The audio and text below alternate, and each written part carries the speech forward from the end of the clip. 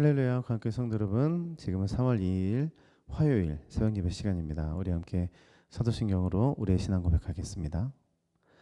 전능하사 천지를 만드신 하나님 아버지를 내가 믿사오며 그 외아들 우리 주 예수 그리스도를 믿사오니 이는 성령으로 잉태하사 동정녀 마리아에게 나시고 본디오 빌라도에게 고난을 받으사 십자가에 못 박혀 죽으시고 장사한 지 사흘 만에 죽은 자 가운데서 다시 살아나시며 하늘에 오르사 전능하신 하나님 우편에 앉아 계시다가 저리로서 산자와 죽은 자를 심판하러 오시리라.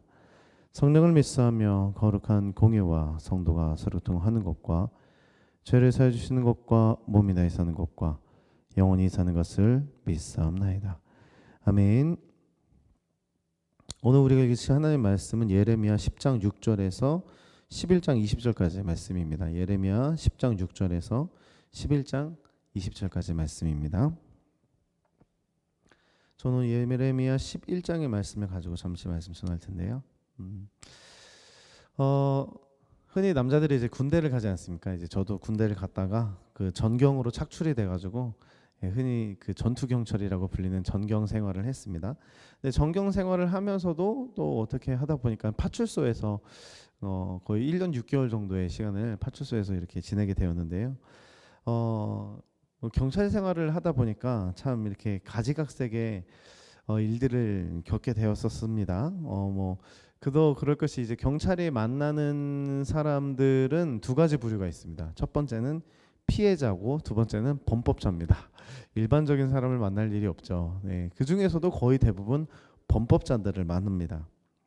흥미로운 것은 범법자들을 만날 때 그 사람들의 반응이 좀 흥미로운데요. 뭐 신호위반도 범법자냐라고 하면 뭐 범법자일 수 있으니까 일단은 그런 걸 한번 얘기해 볼게요. 뭐 딱지를 끊어야 되는 그런 상황이 되고 뭐 신호위반을 했을 때 이제 제가 가서 이렇게 딱지를 끊습니다. 그럴 때 사람들의 반응이 제각기예요. 정말 많은 반응이 있는데 그냥 대표적으로 생각해 봤을 때 세 가지의 부류가 있는 것 같아요. 첫 번째 부류는 바로 수능형입니다. 그래서 수능해요. 그냥 인정합니다. 인정하고 죄송하다고 하더니 이제 대부분의 이제 그런 분들은 뭐 그냥 조금 싼 걸로 좀 끊어주세요 이렇게 말하시는 분들이 계세요.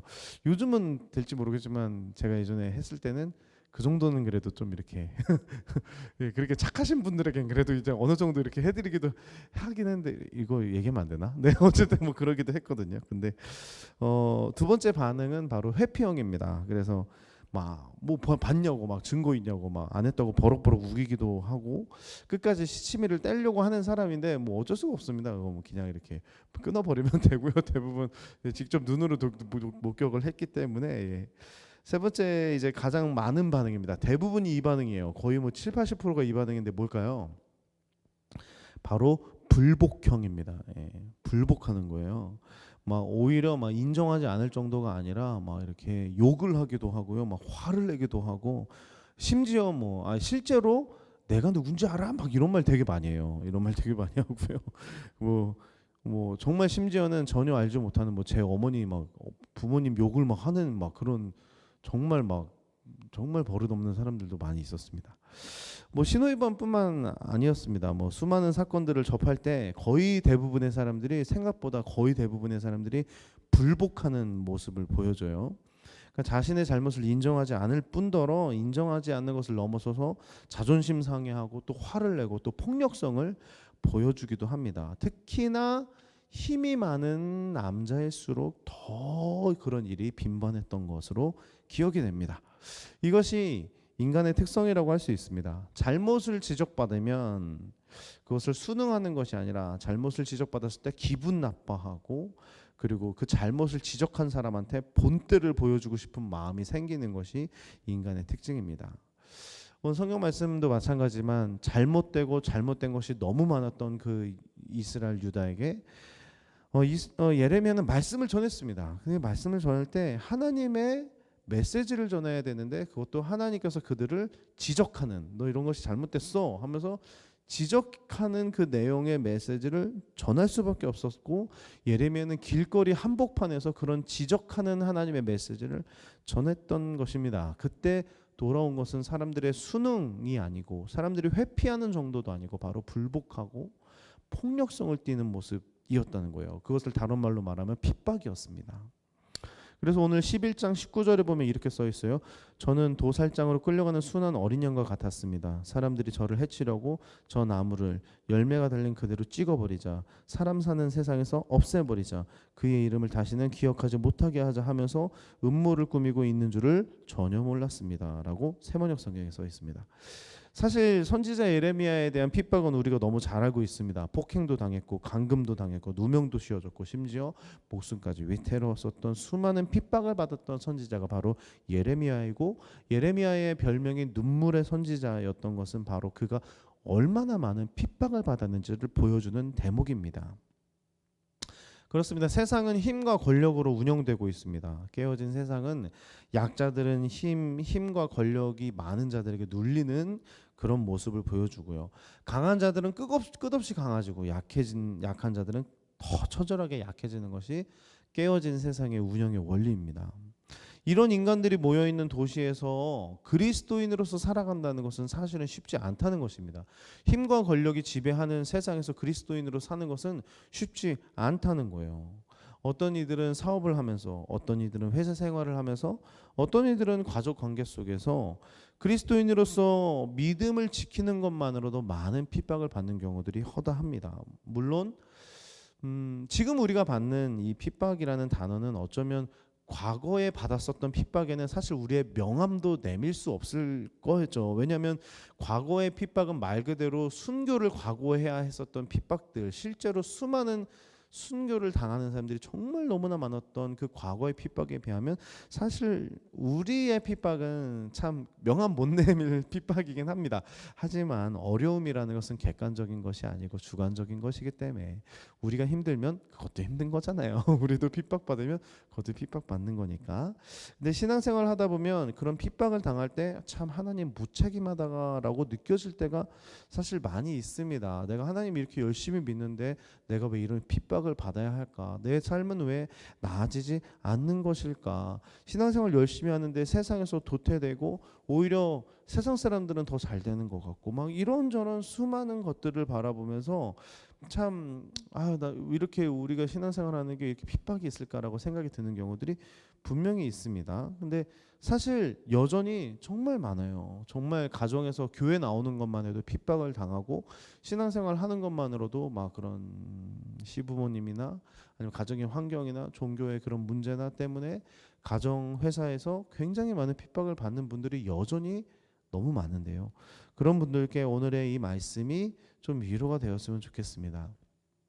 저는 오늘의 이 말씀을 단순히 예레미야서가 아니라 이 예수님께서 보여주셨던 말씀으로 좀 위로를 드리고 싶은데요. 예수님이 제자들과 보냈었던 마지막 날 밤에 이제 예수님께서 그들의 발을 다 씻겨주시고 마지막으로 이제 설교하셨던 내용에 갑자기 뜬금없이 평안을 선포하십니다. 평안하라, 샬롬, 평안하라. 영문도 모르는 제자들에게 주님은 이런 말씀을 해주셨습니다. 이제 내가 곧 너희를 떠나게 될 것이다. 그리고 내가 떠나면 너희들은 내가 있는 곳으로 올 수 없을 것이다. 그리고 이제 너희를 향한 핍박이 시작될 것이고 심지어 죽는 사람들도 생길 것이다. 그러나 그때 평안하기를 바란다. 나는 세상을 이겼다. 그래서 나는 평안하다. 그래서 내가 이 평안을 너희들에게 준다라고 하면서 사실은 어찌 보면은 지금 평안하라라는 것보다는 정말 이제부터 너희들이 평안해야 한다. 이제부터 평안을 빼앗기면 안 된다. 라고 말을 하는 거죠. 그런데 흥미로운 것은 주님이 평안을 선포하시면서 갑자기 또 뜬금없이 말씀하셨던 게 뭐냐면 바로 마지막 때라는 것입니다. 마지막 때를 말씀하세요. 그러면서 그때가 오면 너희가 나를 다시 만나게 될 것이고 그때가 오면 너희들이 진정한 복을 누리게 될 거야. 그러니까 평안하라 라는 것입니다. 어쩌면 무책임 말로 들릴 수도 있습니다. 그러나 핍박을 당하고 있는 그리스도인들에게 성경이 말하는 위로는 사실 다른 것이 아닙니다. 끝까지 견디십시오입니다.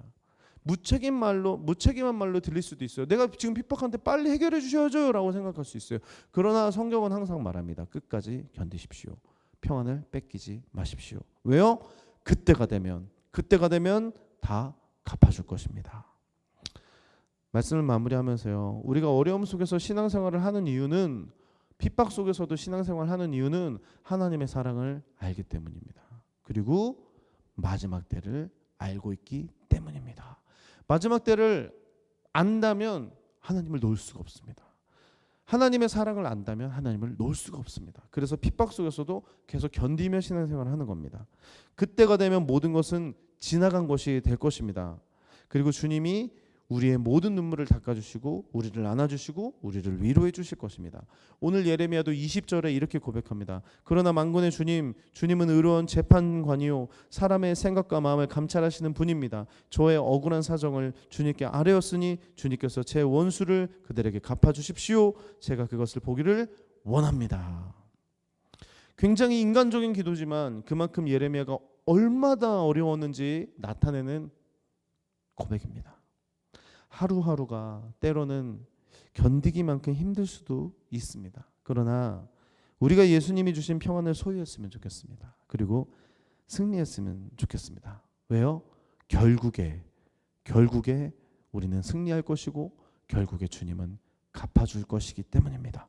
결국에 우리는 주님을 보게 될 것이고 그때가 되면 모든 시련은 지나간 것이 될 것입니다. 오늘 하루 시작하시는데 어려움들이 있을 수 있습니다. 그러나 이 아침에 평안을 먼저 선포하십시오. 그리고 평안을 빼앗기지 마십시오. 그런 복된 하루 되시기를 축복합니다. 주기도 오늘 예배 마치겠습니다. 하늘에 계신 우리 아버지의 이름이 거룩히 여김을 받으시오며 나라가 임하옵시며 뜻이 하늘에서 이루어진 것 같이 땅에서도 이루어지리이다. 오늘날 우리에게 이러한 양식을 주옵시고 우리가 우리에게 죄 지은 자를 사준 것 같이 우리의 죄를 사주옵시고 우리를 시험에 들게 하지 마옵시며 다만 악에서 구하옵소서.